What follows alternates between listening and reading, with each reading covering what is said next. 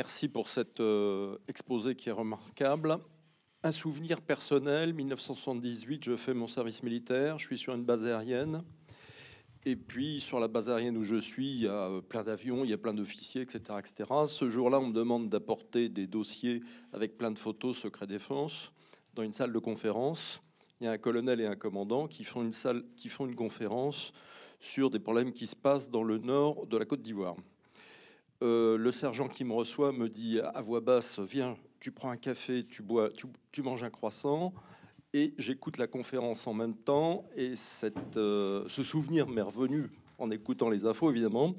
J'entends ce colonel et ce commandant dire: des imams du nord de la Côte d'Ivoire qui n'ont jamais quitté leur pays ont eu la visite de Saoudiens. Ils se retrouvent avec une voiture, un chauffeur, de l'argent. Mais surtout, ce qu'ils observent, c'est ces hommes-là, et ça m'est resté gravé en mémoire, il y a un changement théologique. C'est-à-dire, on n'est plus dans une théologie du village et de la communauté africaine de cette partie nord de la Côte d'Ivoire qui voisine avec, si je dis pas une connerie, ça doit être le Nigeria, un truc comme ça, et plus un autre pays dont j'ai oublié. Et ça me reste gravé en mémoire. Et puis, avec les événements récents, ça me revient en mémoire en disant: tiens, j'ai observé ce truc-là.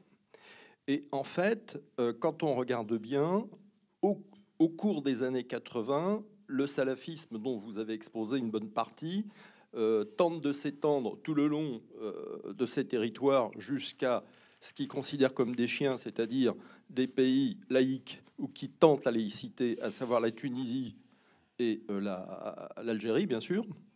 Alors ça flingue dans tous les sens, puisque j'ai des copains algériens qui sont venus d'Algérie en me disant: bah, nous, en Kabylie, on en a buté, etc. Et ça, j'avoue que avec 30 ans, 35 ans en arrière, ça me fait un écho, mais alors ça me fait froid dans le dos, quoi. Compte tenu qu'un copain a été blessé récemment à une terrasse de café, voilà. Maintenant, j'aimerais vous poser une autre question. J'ai jamais compris cette différence antagoniste fondamentale entre sunnites et chiites. Merci. Vous voulez que je réponde là-dessus? Parce que la remarque qui est faite sur l'Afrique subsaharienne est extrêmement importante. À partir de 79, l'Arabie Saoudite, en 79, l'Arabie Saoudite subit un traumatisme terrible. Première chose, la révolution iranienne. Les chiites prennent le leadership sur l'islam politique. Pour la première fois, ils créent un régime islamique, puis en plus, il y a l'opposition arabe, persan, etc. Bon. Deuxième événement, l'occupation de la Grande Mosquée par les parties les plus conservatrices de la société saoudienne, expliquant que la modernité est en train de pervertir l'islam. Alors, il y a un truc qui est très rigolo, parce que c'est pour vous montrer combien les oulémas wahhabites sont aussi astucieux que nos jésuites. Ils occupent la Grande Mosquée. Ils ont pris des pèlerins en otage, etc. Donc, la question, c'est: peut-on intervenir par la force pour dégager la Grande Mosquée, théoriquement, lieu de paix, etc. En fait, c'est pas vrai. Quand on regarde l'islam de la Mecque, les premiers qui l'ont rasé, c'est les wahhabites quand ils ont occupé. Mais c'est pas grave. Il ne faut pas rappeler des mauvais souvenirs. Donc, il pose la question aux oulémas sur le thème: est-ce qu'on peut intervenir militairement? Alors, les insurgés disent, en fait, c'est le retour du Messie. C'est le retour du Messie, puisque cette société corrompue qui se modernise et qui abandonne les règles principales de l'islam, etc. Et d'ailleurs, dit le chef du commando: c'est mon cousin qui est le Messie, etc. Bon. Alors, les oulémas disent: oui, effectivement, le prophète avait annoncé le retour du Messie, mais le Messie devait revenir sur terre pour combattre les régimes impies et les régimes corrompus. Or, le régime saoudien n'est pas un régime impie et pas un régime corrompu. Donc, la force est nécessaire. Donc, vous voyez qu'ils sont aussi forts que les jésuites quand il y a besoin. Donc, il y a cette intervention militaire où ils sont obligés d'appeler le GIGN pour dégager la Grande Mosquée. Alors, les membres du GIGN sont rapidement convertis, quand même, en 24 heures, pour être sûr qu'il n'y ait pas de violation de cette espèce de virginité islamique des lieux saints. Donc ce deuxième épisode est grave, parce que pendant 18 jours, le régime n'avait aucune maîtrise sur rien du tout. Bon. Et le troisième épisode, c'est l'invasion de l'Afghanistan par l'Union soviétique. Et là, à ce moment-là, c'est l'idée: tiens, on va expulser tous ces types, ces radicaux, pour aller faire la guerre contre les soviétiques en Afghanistan. C'est-à-dire que le djihad va fournir cette espèce d'échappatoire à cette société qui déjà bouillonne autour de ces salafistes radicaux. Et à partir de 79, si vous voulez, la logique du régime saoudien sera toujours la même, c'est celle que vous avez constatée, c'est-à-dire: à chaque fois que le régime, pour se sauver lui-même, est obligé d'appeler les Occidentaux, il est critiqué par sa hiérarchie religieuse, et donc il leur dit: écoutez, vous aurez plus de moyens, vous aurez plus de possibilités de régimenter la société saoudienne, et puis en même temps, vous allez avoir les leviers de la diplomatie religieuse à l'extérieur, ce que vous avez constaté, vous, en Afrique subsaharienne. Alors, c'est rigolo, les oulémas saoudiens, parce qu'il y a une espèce de compétition, ce qui s'appelle le bordel des fatwas, c'est-à-dire que chacun veut faire la sienne, et donc plus fatwa que moi, tu meurs. C'est-à-dire qu'à chaque fois, il y en a un qui invente une nouvelle règle qu'il faut absolument interdire. Une fois, par exemple, ils ont voulu interdire, je crois que c'était le téléphone ou le cinéma, je me souviens plus. Et comme ils y sont pas arrivés, ben, ils ont interdit le tabac, histoire de montrer quand même qui est le chef ici. Bon. Et donc, l'autre aspect, celui que vous avez constaté, c'est le fait qu'à partir de 79, il commence à inonder l'ensemble du monde arabo-musulman de madrasas qui présentent l'avantage dans des pays comme ceux des pays d'Afrique subsaharienne où le régime est en pleine déliquescence d'avoir de l'enseignement gratuit pour les enfants, qui ont à bouffer à midi, qui ont des livres gratuits, et pour les meilleurs d'entre eux qui ont des bourses pour aller en Arabie Saoudite. Pensez que, par exemple, il y a un Libanais qui me racontait qu'il était, lui, en formation à la mosquée Al-Azhar. Et il voyait les Saoudiens arriver pour proposer à des Somaliens, à des Éthiopiens, enfin des types de l'Afrique subsaharienne, de venir faire leur formation, non plus à Al-Azhar, qui est pourtant la grande université la plus prestigieuse, mais de venir en Arabie Saoudite, parce que là-bas, ils avaient la bourse, le logement gratuit, le transport. Le transport gratuit était limité entre le logement, l'université et la mosquée, hein, quand même. Donc, c'est pas un logement gratuit ailleurs. Donc, vous aviez, si vous voulez, tous ces événements-là qui ont aspiré tous ces gens que vous avez vus, avec cette logique de pénétration du salafisme dont on remarque aujourd'hui les abcès au Mali, etc., etc. Donc ça, c'est des choses qu'on n'a pas surveillées du tout, puisqu'on était dans l'époque de la guerre froide. Et l'époque de la guerre froide, puisque c'était des religieux, c'était le meilleur moyen de faire barrage au communisme athée. Bon, voilà. Donc j'arrête là-dessus, parce que c'est une véritable catastrophe. On estime qu'il y a environ 25 000 types qui sont passés par les universités religieuses saoudiennes et qui sont dispersés un peu partout sur la planète aujourd'hui. Bon. Donc c'est pour ça que la machine aujourd'hui échappe aux Saoudiens, c'est que tous ces types maintenant ils sont tous des espèces de maîtres à penser, si vous voulez, du salafisme, dont la logique est encore une fois plus radicale que moi. T'es un amateur, quoi, t'es un mauvais musulman. Donc ça c'est ce que vous avez constaté, que malheureusement on a laissé totalement faire, si vous voulez, pour ce qui nous concerne nous, en tout cas en Afrique subsaharienne.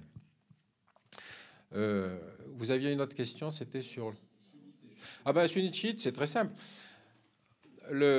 Quand le prophète meurt, il meurt sans enfant. Il a une fille qui est mariée avec, il a un gendre, mais il n'a pas d'héritier direct. Enfin, il est grand-père puisque Ali a 2 enfants, mais si vous voulez, il n'y a pas de successeur désigné. Donc, on a soit la filiation familiale, et dans ce cas-là, ça devrait être Ali qui devrait devenir le calife, le commandeur des croyants, ou alors il y a les compagnons du prophète du premier jour qui vont dire non, c'est les compagnons du prophète, ceux qui ont été le plus proches du prophète, qui doivent succéder. Et donc, le premier sera Abou Bakr, et puis ensuite Othman, etc., etc. Bon. Et en fait, Ali en a marre et il devient le 4e calife après avoir beaucoup trépigné, si vous voulez. Et puis, en fait, n'oubliez pas quand même que sur les 4 premiers califes, il y en a 3 qui sont assassinés, hein, les uns par les autres, parce que quand même la succession était un peu chaotique. Mais donc, à partir du moment où Ali est assassiné, si vous voulez, ces 2 enfants vont prétendre que justement ils sont les véritables descendants du prophète, et donc ils vont revendiquer ce que les autres califes, en particulier les Othman, leur refusent, c'est-à-dire non, la véritable califat, c'est nous. Donc il va y avoir une bataille célèbre, dont j'ai oublié le nom, mais qui se passe sur les sites religieux d'Irak, vous savez, je crois que c'était à Bassora, quelque chose comme ça, ou à Fallujah, je ne sais plus, où effectivement vont mourir les 2 enfants d'Ali. Et donc commence à ce moment-là le martyrologue des chiites, c'est-à-dire, vous voyez, ces gens-là ont coupé la filiation directe du prophète. Et donc vous avez cette fête de l'Ashura que vous connaissez, c'est-à-dire où les types se flagellent comme ça en pleine rue pour montrer, comment dire, la souffrance qu'ils ont de n'avoir pas été là pour défendre les descendants du prophète. Cette coupure, si vous voulez, est une coupure qui va progressivement se matérialiser parce que à chaque fois sur les problèmes dynastiques, vous aurez toujours des oppositions entre ceux qui diront oui, non, c'est les chiites qui sont les véritables successeurs, d'autres qui vont dire mais nous, on ne veut pas prendre position. Par exemple, les Khalidites sont des types qui disent on n'est ni sunnite ni chiite, si vous voulez. Donc, c'est comme tous les grands monothéismes. Vous avez eu de multiples fractures, avec une dominante qui est celle du sunnisme. Mais en fait, régulièrement, vous avez des poussées de fièvre, de massacres réciproques, effectivement, avec des accusations.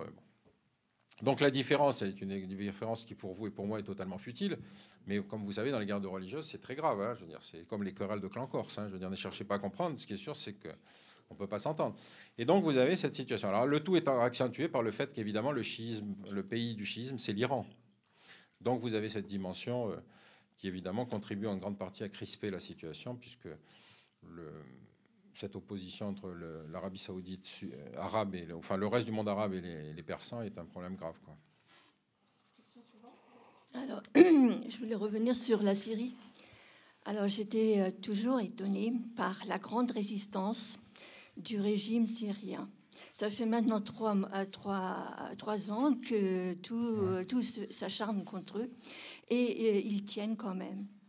Alors, c'est un régime laïque, c'est-à-dire ça vient du parti Baas, qui est donc un parti nationaliste. Au début, c'était pan-arabe, ça devait réunir tous les Arabes. Et après, bon, évidemment, avec le temps, ça s'est un petit peu transformé en une dynastie familiale, mais il y a quand même toujours ce fond. En même temps, c'est un régime qui a son assise sur les minorités. D'un côté, la minorité alaouite qui a une forme de chiisme. Ensuite, les chrétiens qui ont toujours soutenu, justement parce qu'ils sont une minorité et ils profitent du fait que c'est un régime laïque. Les chrétiens font quand même 15% de la population de la Syrie. Et puis également d'autres minorités, peut-être un peu moins, mais les Kurdes, même les Juifs qui sont restés en Syrie, se sont appuyés sur ce régime laïque. Maintenant, malheureusement, donc actuellement, ce régime donc qui résiste et qui résistait, qui résiste toujours, a été attaqué de tous côtés et ma grande tristesse aussi par la France.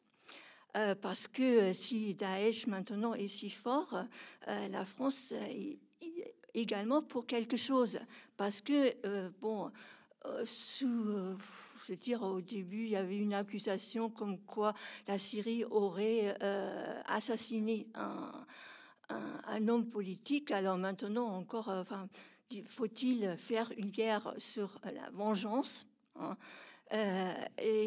Maintenant, je crois que ça, c'est quelque chose qui est depuis longtemps, depuis la gravité de la situation et depuis longtemps dépassé.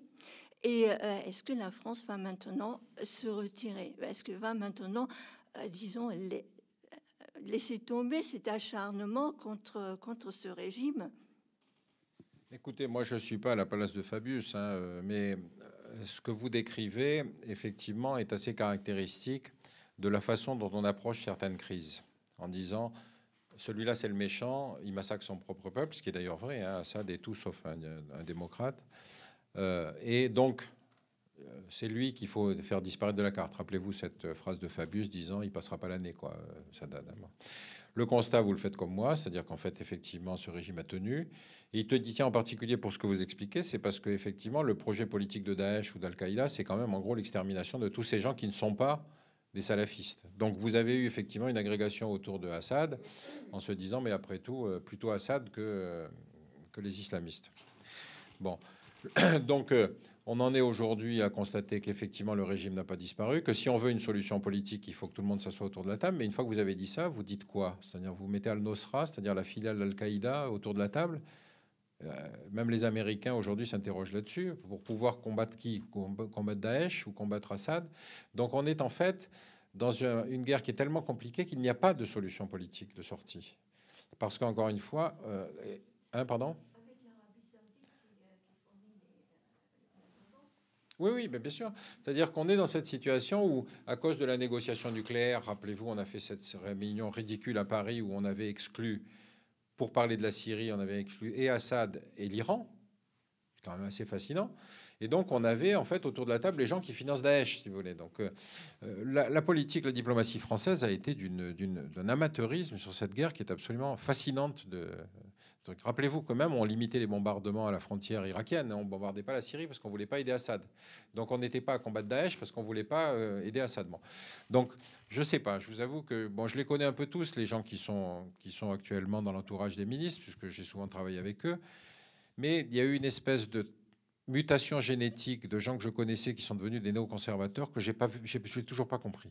J'ai toujours pas compris. Je sais pas, ça a commencé avec Sarkozy, une espèce de fascination pour les États-Unis, pour les thèses néoconservatrices, le fait qu'on avait une fascination d'avoir une armée moderne alors que les autres n'en avaient pas, et donc cette tentation, si vous voulez, de l'utilisation du moyen armé pour résoudre les crises. Hein. Rappelez-vous la Libye. Bon. Baudrillard avait dit ça au moment de l'invasion en Irak. Il avait dit, l'invasion américaine en Irak, il avait dit avec Clausewitz, la guerre est la continuation de la politique par d'autres moyens, mais avec George Bush, c'est la continuation de la non-politique. Et c'est vrai, c'est tout à fait ça. C'est-à-dire, on a utilisé des moyens militaires sans savoir exactement quelle était la politique de sortie.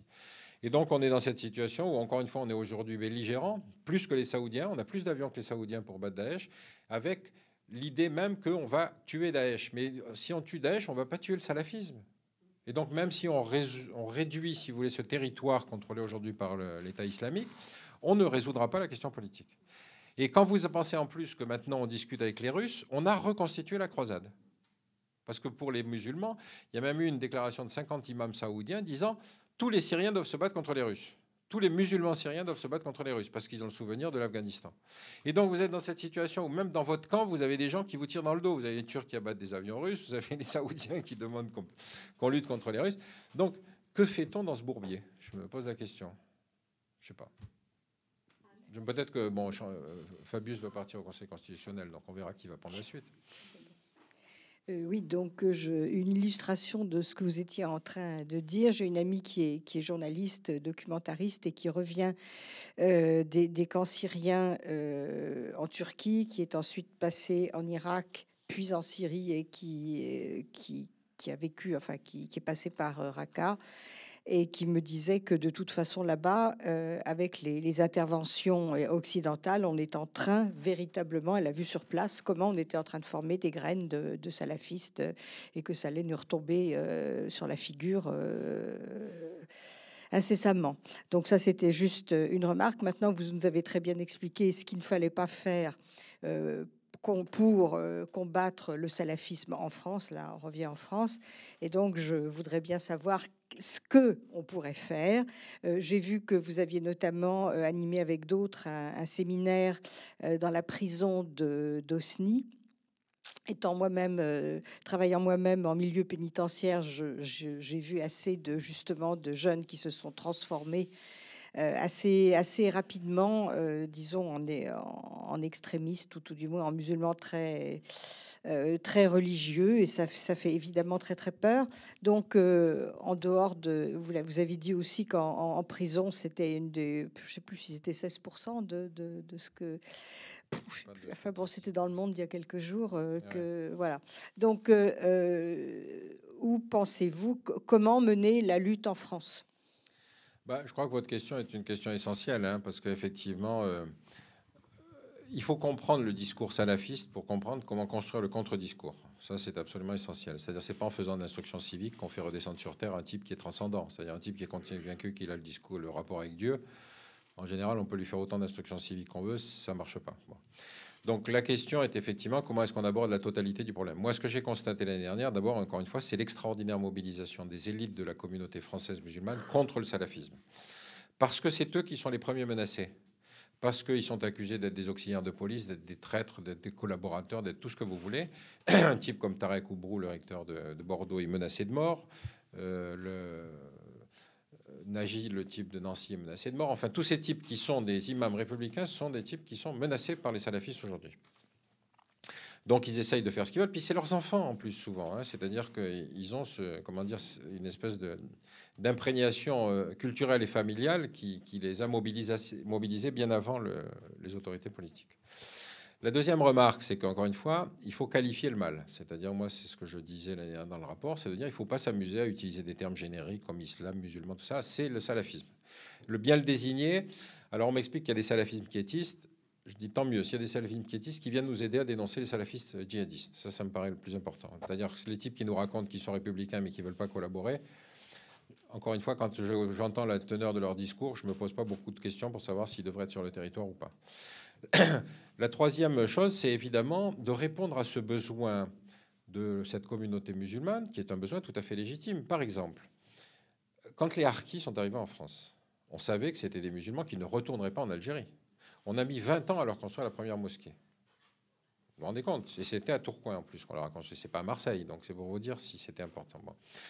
Aujourd'hui, vous en construit à peu près, on inaugure 1 à 2 lieux de culte par semaine en France. Donc le besoin est satisfait, si vous voulez. Mais encore une fois, on est coincé dans une conception de la loi de 1905 qui faisait que pendant longtemps, on disait oui, mais on ne peut pas collaborer. Alors on a trouvé des adaptations juridiques, c'est-à-dire que des communes mettent en bail amphithéotique de 99 ans pour €1 symbolique un terrain pour que des musulmans puissent financer la construction d'un lieu de culte, d'une mosquée, etc. etc. Bon.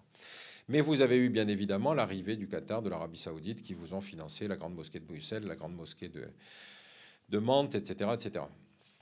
Donc, deuxième aspect, si vous voulez, c'est celui-là. C'est-à-dire aujourd'hui, il n'y a pas d'argent qui doit arriver comme ça de manière incontrôlée, parce que quand le type qui construit la mosquée, il nomme l'imam en général. Hein. Bon.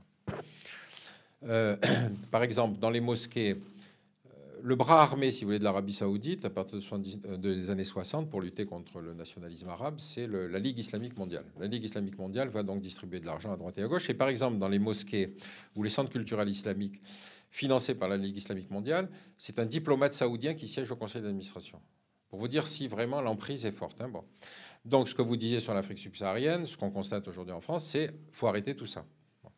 Le troisième aspect, et moi je suis un vieux facho de ce côté-là, je ne me pose pas de problème sur le respect des droits de l'homme quand j'entends des mecs me tenir des discours qui sont antisémites, qui sont racistes, qui sont haineux vis-à-vis des autres, etc. etc. À Londres, on a joué sur l'asile politique. On a accueilli des gens qui étaient persécutés chez eux. Enfin, persécutés, ils étaient simplement accusés d'avoir fait des actes terroristes. Hein, mais enfin bon, ils sont arrivés ici. Et donc à Londres, on leur a offert l'asile parce que les Anglais étaient très cyniques. Ils disaient, mais de toute façon, si on leur offre l'asile, au moins on est sanctuarisé. C'est-à-dire qu'ils ne feront pas d'attentat chez nous.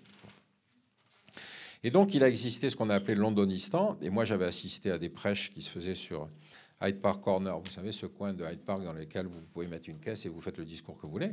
Mais c'était des discours qui, en France, auraient été immédiatement réprimés. Parce que c'était haineux, c'était antisémite, c'était absolument scandaleux. Et moi, pour moi, je suis comme Woody Allen. Hein, la liberté d'expression, c'est pas donner le même temps de parole à Hitler et à une victime de la Shoah. Donc, de ce côté-là, j'ai pas de doute. La procédure d'expulsion existe dans le droit français. Je suis pour qu'on l'applique. Le problème, c'est que cette procédure d'expulsion est effectivement souvent l'objet de recours multiples, etc., etc. Et donc, souvent, on a des cas, si vous voulez, qui finalement nous restent sur le ventre parce que notre droit est tellement protecteur que, je vais vous citer un exemple, Saïd Arif. Saïd Arif est un type qui avait été condamné parce qu'il préparait un attentat sur le marché de Noël à Strasbourg. Condamné une première fois, mais inexpulsable vers l'Algérie parce que la Cour européenne des droits de l'homme interdit qu'on expulse un type dont la vie risque d'être menacée ou torturée, etc. Bref, c'est un binational. On va revenir sur la question de la binationalité. On le garde en France. On l'a, comment dire, assignation à résidence. La République paye l'hôtel, etc. Enfin bon. Il se barre une première fois. On le rattrape en Scandinavie, on le ramène en France. Il est condamné une deuxième fois. Deuxième fois, on le remet à nouveau dans un hôtel dans le centre de la France. La deuxième fois, il se barre en volant la voiture de l'hôtelier. Moi, je suis désolé, mais je trouve que c'est la République qui est giflée dans ce genre de situation. Ce type, il n'a pas besoin d'être sur le territoire métropolitain. On peut le mettre aux îles Kerguelen, on peut le mettre en Guyane, on peut le mettre à Saint-Pierre-et-Miquelon. Je m'en fous, c'est le territoire français. Mais je veux le couper de son réseau. Je veux pas qu'il continue à être un danger pour la société française. Et donc, je veux bien qu'on m'explique que...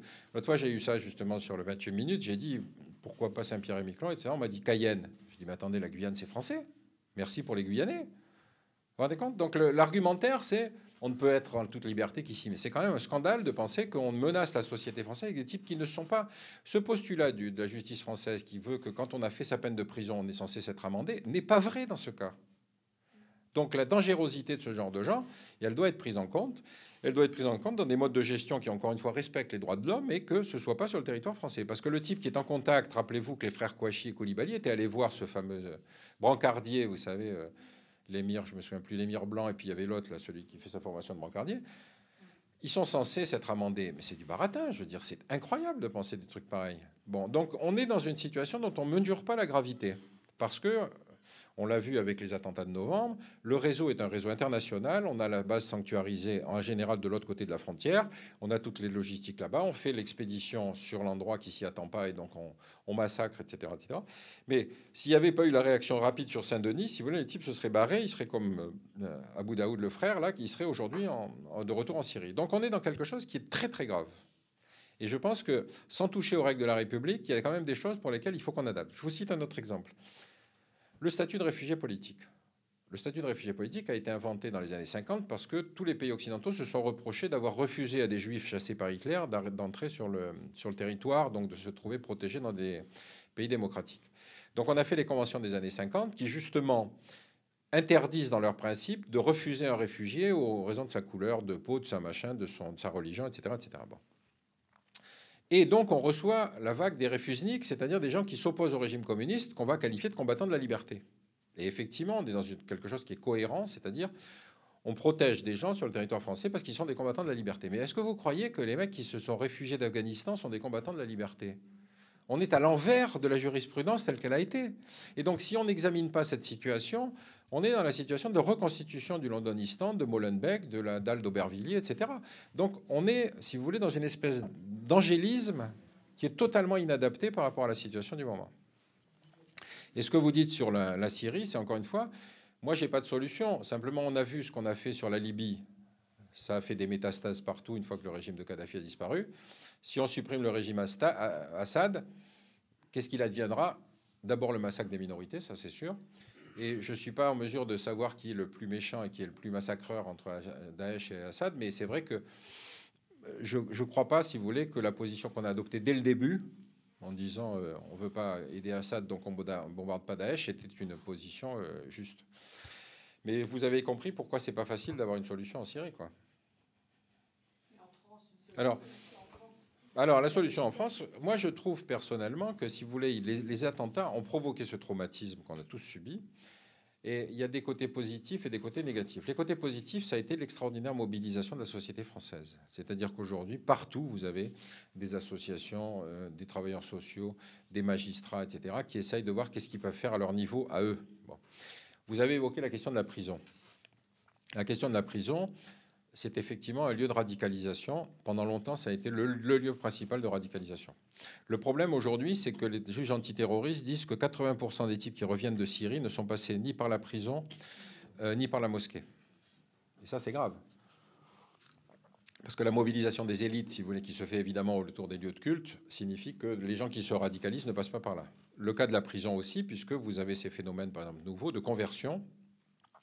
Et encore une fois, si vous avez en prison des gens qui sont des victimes de la déshérence sociale, vous savez, petits délinquants, devenus grands délinquants, puis ensuite qui vont se convertir en prison parce que tout à coup, de cette trajectoire de l'échec, ils la transforment en une trajectoire de héros négatif, si vous voulez, qu'on va craindre, que tout à coup la société va être obligée de regarder et de respecter. Hein, c'est la trajectoire de Mera.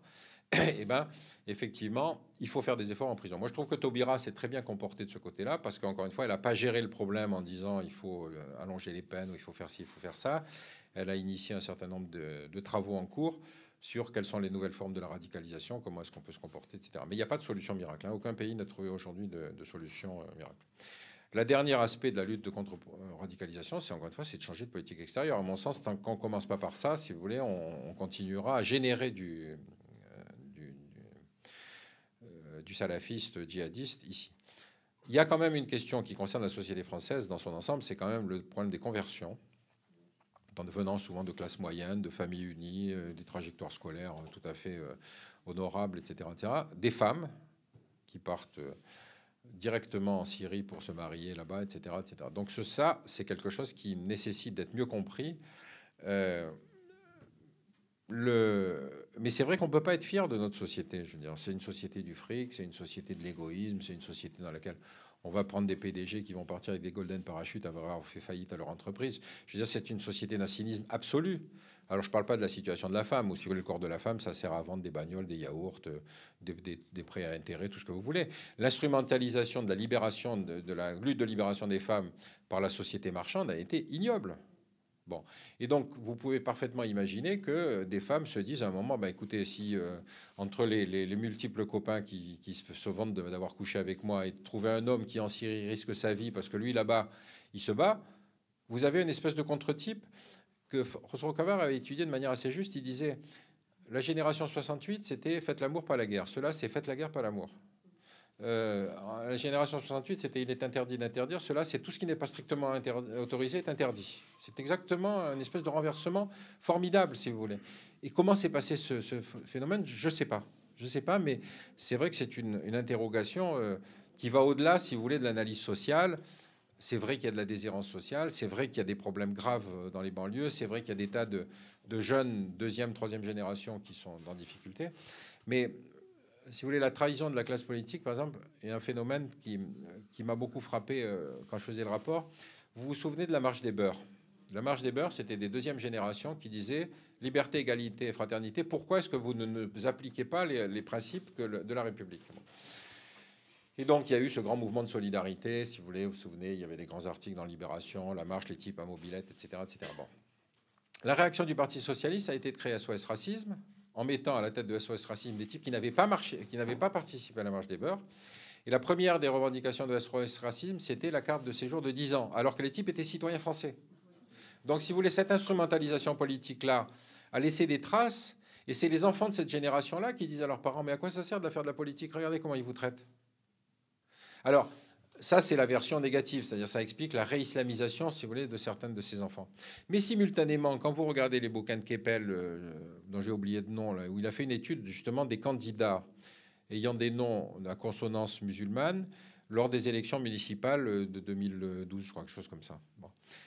Il constate que justement, il y a une forte mobilisation des élites de cette communauté, que cette communauté se répartit sur tout le champ politique, que très peu se revendiquent d'une identité. Et donc, on a un processus d'intégration silencieux. Et ce processus d'intégration silencieux, c'est celui qu'on ne voit pas, puisque justement, il est silencieux. Par exemple, une de ces associations musulmanes, je leur disais, mais il faut écrire, il faut prendre part, il faut discuter, etc. Il me dit, mais j'ai envoyé un article au Monde, on ne l'a pas pris. Je dis, mais moi, j'en ai envoyé 14, ils ont pris le 12e, et je ne sais pas pourquoi ils n'ont pas pris les autres. Donc, si vous voulez apprendre à communiquer, avoir un réseau de journalistes, savoir s'exprimer, participer à des débats, une des conséquences des attentats, c'est que le besoin médiatique a été tel qu'ils ont été obligés d'inviter autre chose que des experts comme moi. Vous voyez ce que je veux dire? Et c'est moi qui leur disais, mais attendez, moi je vais vous parler du terrorisme, mais je ne peux pas vous parler du malaise de cette population. Et donc, si vous voulez, on a vu apparaître Kubibèche, l'actuel patron du CFCM, qui est un ingénieur chez FCFR. On n'est plus dans le profil de Boubacar, recteur éternel de la mosquée de Paris. Vous voyez ce que je veux dire? Cette apparition de cette communauté est un phénomène extrêmement important, parce qu'encore une fois, on est dans quelque chose qui est une évolution sociale qu'on n'a pas vue, ou qu'on a, si vous voulez, qui est beaucoup plus lente à prendre conscience, mais c'est notre regard qui doit changer. C'est-à-dire, vous savez, par exemple, il y a eu un de ces universitaires d'origine maghrébine qui, à la télé, en direct, a sorti sa carte d'identité, son passeport, et en s'adressant en arabe à Daesh, les a embrassés, en disant, moi, je suis fier d'être français. Vous vous rendez compte de la situation? Les types de Daesh prenant ça en pleine figure. Et on en a plein comme ça. Donc, si vous voulez, c'est cette évolution-là qui est l'évolution très positive. Mais ça ne fait que... Il y a beaucoup de choses à revoir avant d'arriver à résoudre la question du salafisme. Hein. Et puis, pour rendre cette société plus juste, on a du boulot. Hein,